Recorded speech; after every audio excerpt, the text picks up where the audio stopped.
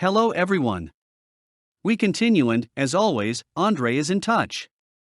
We have already discussed the fundamental topics, and now it is worthwhile to start automating some of the processes.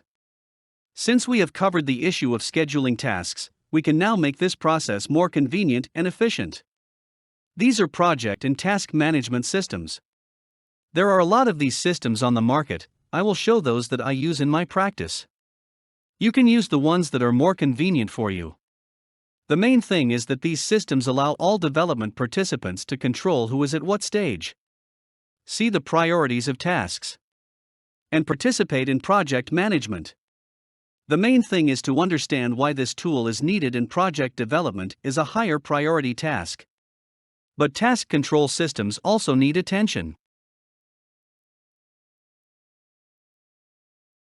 Let's first take a look at what types of project management systems exist and how they differ.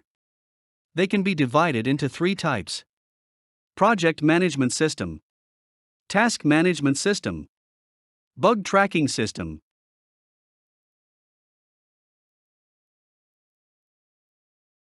There are a lot of such systems. I will give a few examples on this slide.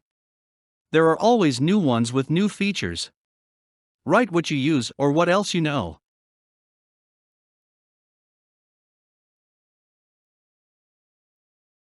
It is also worth considering the prerequisites for using these systems.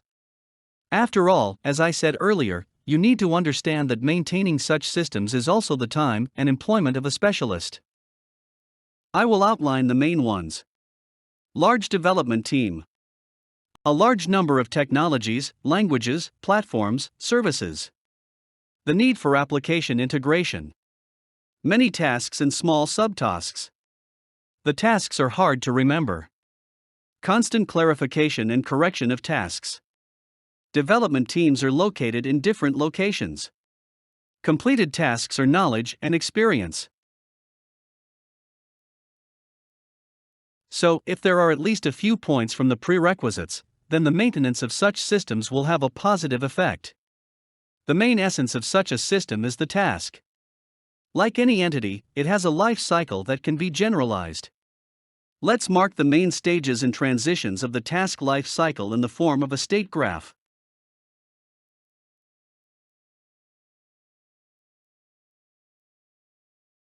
As for the properties of the task, the main ones are presented in the form of the following list.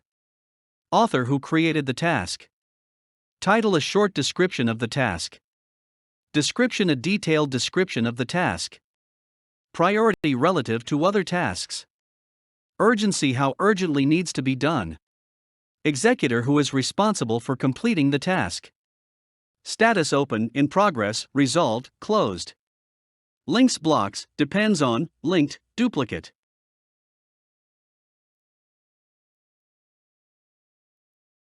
In our organization, we were able to introduce such a system into the development process only from the third time. This is due to the limited development time and the cost of implementing a project management system.